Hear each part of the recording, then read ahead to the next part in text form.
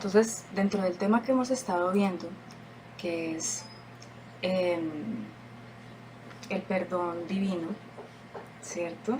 El perdón divino prometido vemos acá en Ezequiel 36, leemos desde el 17 hasta el 30, y entonces vemos un título que aparece ahí que dice Restauración futura de Israel.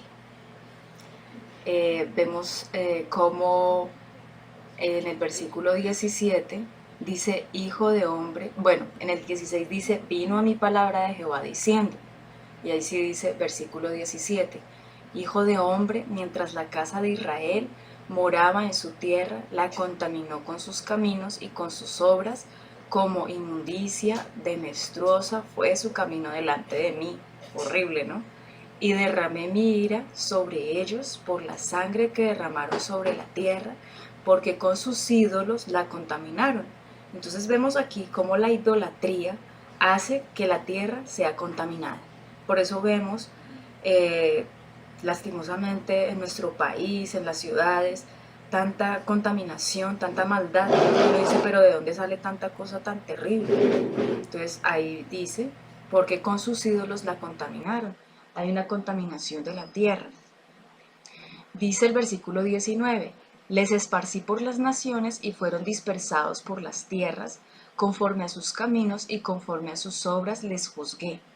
Y cuando llegaron a las naciones a donde fueron, profanaron mi santo nombre, diciéndose de ellos, estos son pueblo de Jehová y de la tierra de él han salido. Entonces, esto tiene que ver también con lo que estuvimos viendo la vez pasada acerca de que acá en esta parte acerca de la historia de Israel y Ezequiel, habíamos estado viendo bastantes pasajes de Jeremías, pero acá en Ezequiel entonces también está hablando acerca de todas estas cosas que van a pasar, de estas profecías, acerca de la idolatría, que era la fase fundamental de por qué fueron ellos esparcidos, por qué fueron ellos arrojados fuera de Jerusalén. Entonces dice ahí les esparcí por las naciones y fueron dispersados por las tierras conforme a sus caminos y conforme a sus obras les juzgué. Dice también, y cuando llegaron a las naciones a donde fueron, profanaron mi santo nombre diciéndose de ellos, estos son pueblo de Jehová, de la tierra de él han salido. Pero he tenido dolor al ver mi santo nombre profanado por la casa de Israel entre las naciones a donde fueron. Había una historia, ¿sí? Es como cuando nosotros decimos, somos cristianos, pero nos hemos portado mal, hemos hecho las cosas al revés, después de haber conocido al Señor, pues no nos hemos portado como Dios ha querido que nos portemos. Entonces hay un mal testimonio de nosotros frente a las personas que han conocido o han sabido que nosotros somos creyentes. Entonces vamos a ser tropiezo para muchas personas. Por eso es que la gente muchas veces no se quiere convertir, porque dice, uy, no, qué mal testimonio, qué cosa tan terrible son estas cosas que hacen estas personas. Entonces ahí vemos esa parte. Dice el versículo 22, por tanto di a la casa de Israel, así ha dicho Jehová el Señor, no lo hago por vosotros, oh casa de Israel, sino por causa de mi santo nombre, el cual profanaste vosotros entre las naciones a donde habéis llegado. Entonces nos damos cuenta cómo acá el Señor también habla acerca de que no es a causa de Israel que Él va a hacer ese cambio y esa transformación, sino por causa de Él y de su nombre. Entonces qué triste es saber que muchas veces el Señor no hace cosas buenas por nosotros porque nosotros nos hayamos portado bien, sino que hace cosas buenas por nosotros simplemente por dejar su nombre en alto. Entonces, qué bueno es que nosotros podamos estar examinando nuestras vidas constantemente, ¿cierto? Para estar a la altura de lo que el Señor quiere que nosotros estemos haciendo. El 23 dice, y santificaré mi grande nombre, profanado entre las naciones, el cual profanaste vosotros en medio de ellas. Y sabrán las naciones que yo soy Jehová, dice Jehová el Señor, cuando sea santificado en vosotros delante de sus ojos. Entonces, en la medida que el Señor viene, es que mira, uno se da cuenta cómo el Señor es el que hace todo. Él es el que nos reconcilia con el Padre a través de Jesucristo. Él envía a su Hijo muere por nosotros, ¿cierto? Hace todas las cosas que ha hecho para que nosotros podamos estar bien, para que nosotros podamos estar en libertad, para que podamos estar sanos, para que podamos tener prosperidad. Dice la palabra del Señor que Él se empobreció para que nosotros fuéramos ricos, para que nosotros tuviéramos para nuestras necesidades, para nuestras cosas. Vemos acá también en el 24 dice, y yo os tomaré de las naciones y os recogeré de todas las tierras y os traeré a vuestro país. Entonces ahí está esa promesa de que Él iba a devolver a su pueblo y lo cumplió. Después de tantos años, de 70 años, el Señor permitió que el pueblo de Israel volviera nuevamente a Jerusalén. Entonces dice ahí el 25, que es el que nos compete para esta parte del perdón divino prometido. Entonces dice que va a esparcir sobre ellos agua limpia, y seréis limpiados de todas vuestras inmundicias, y de todos vuestros ídolos os limpiaré. Entonces acá empieza la promesa de la salvación, la promesa de la limpieza, de la purificación. Entonces, ¿qué va a hacer el Señor? Va a echarnos agua.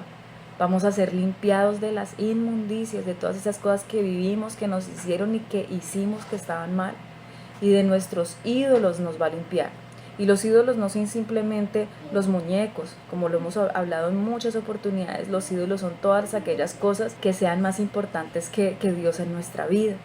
El 26 dice, os daré corazón nuevo y pondré espíritu nuevo dentro de vosotros y quitaré de vuestra carne el corazón de piedra y os daré un corazón de carne.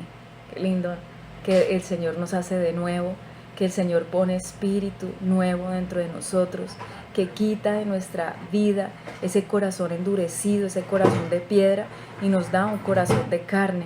Y estas promesas y esta palabra nos sirve también para que nosotros podamos orar por esos familiares a los que vemos en esa situación, pero nosotros mismos, muchas veces con todas las cosas que nos han pasado, tenemos corazón de piedra, muchas veces nos endurecemos como para hacer entender o ver que no nos van a hacer daño, ¿sí? Entonces el Señor nos promete acá que Él va a darnos un corazón nuevo, que va a poner un espíritu nuevo dentro de nosotros. Y volvemos nuevamente a una promesa que aparece en el Nuevo Testamento que dice, el que está en Cristo nueva criatura es. O sea, cómo se compagina el Antiguo Testamento y el Nuevo Testamento, se une y nos da esas palabras maravillosas. El que está en Cristo nueva criatura es. Las cosas viejas pasaron, he aquí, todas son hechas nuevas. Entonces, esas son las promesas hermosas que el Señor tiene para nosotros. ¿Y qué debemos hacer nosotros? Rendirnos ante Él, humillarnos delante de la presencia del Señor, arrepentirnos de todos nuestros pecados, de toda la maldad, de todo lo que hemos hecho. Dice el 27, y pondré dentro de vosotros mi espíritu. O sea, no solamente nos va a cambiar, sino que va a poner el Espíritu Santo en nosotros. Y haré que andéis en mis estatutos y guardéis mis preceptos y los pongáis por obra. Habitaréis en la tierra que di a vuestros padres, y vosotros me seréis por pueblo, y yo seré a vosotros por Dios. Y os guardaré de todas vuestras inmundicias, y llamaré al trigo y lo multiplicaré, y no os daré hambre. Multiplicaré asimismo el fruto de los árboles y el fruto de los campos, para que nunca más recibáis oprobio de hambre entre las naciones. Entonces vemos esas promesas maravillosas de una restauración, de una libertad, del amor del Señor en medio de nuestras vidas, que es maravilloso, ¿no? Hermoso. Y también nos habla acerca de la parte de la provisión, ¿no? ¿Qué era lo que pasaba con la idolatría del pueblo de Israel? La idolatría de ellos se daba porque ellos veían cómo había naciones alrededor de ellos que prosperaban con sus dioses paganos, con su idolatría. Entonces ellos quisieron hacer lo mismo. Pero el Señor todo el tiempo les decía, yo soy el que los va a sustentar, yo soy el que los va a levantar, pero Él también permitía que hubiera tiempos y momentos difíciles para que entendieran que tenía que ser a la manera de Dios y no a la manera de ellos. Y ellos, al desesperarse, al no tener como la provisión, empezaron a hacer estos temas de la idolatría, que generalmente son por la parte económica, que es muy fuerte, ¿no? Entonces, bueno, esta es la palabra.